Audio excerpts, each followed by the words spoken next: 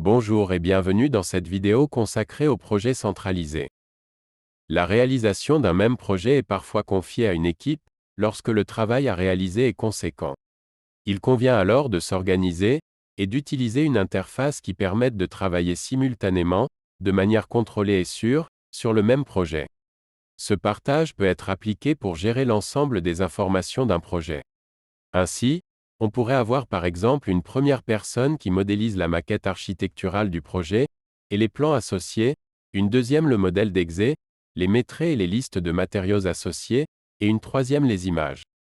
Ce découpage implique quelques exigences liées à ce travail collaboratif. En premier lieu, des droits d'accès différents doivent être attribués à chaque intervenant, en fonction du rôle qui lui a été attribué. On peut alors être éditeur d'une zone du modèle, ou spectateur. En tant qu'éditeur, on peut enregistrer des données dans le projet centralisé. En tant que spectateur, cette opération n'est pas possible. Dans les deux cas, le téléchargement d'informations provenant du projet centralisé est possible. Travailler à plusieurs implique aussi de savoir si l'on travaille avec des informations à jour. La version la plus actuelle se situe toujours d'abord sur le poste de l'éditeur. Après enregistrement de sa part sur le serveur, elle se situe également sur le serveur. Certaines données sont étroitement liées à une partie du modèle. Par exemple, les plans de murs sont créés à partir du modèle 3D. Si l'on supprime un mur dans le modèle alors que le plan avait déjà été créé, ce plan doit être supprimé. Pour cette raison, l'enregistrement du modèle 3D dans le projet centralisé enregistre également les plans associés. Le partage d'informations requiert une connexion. Ainsi, l'accès au projet centralisé peut être empêché, par exemple à la suite d'une défaillance technique. Dans cette situation, tout échange avec le projet centralisé est bloqué.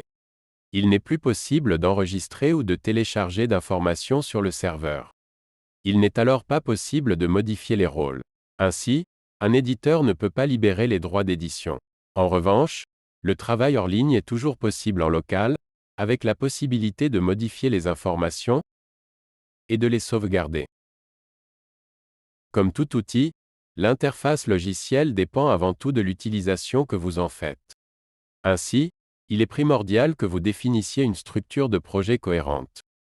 Par exemple, les noms de fichiers ne doivent pas être identiques. L'interface vous accompagne pour gérer les différentes situations mais ne peut pas tout sécuriser. Ainsi, vous devez respecter les mécanismes existants sans essayer de les contourner d'une manière ou d'une autre. Enfin, et c'est le point le plus important, l'interface ne vous affranchit pas de communiquer avec vos collègues. Dans certaines situations, une modification importante peut survenir et impacter le travail de vos collègues. Un appel téléphonique sera toujours plus efficace qu'un email ou un message via la messagerie interne.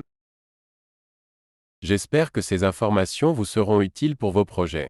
Je vous remercie pour votre visionnage. À bientôt pour d'autres vidéos.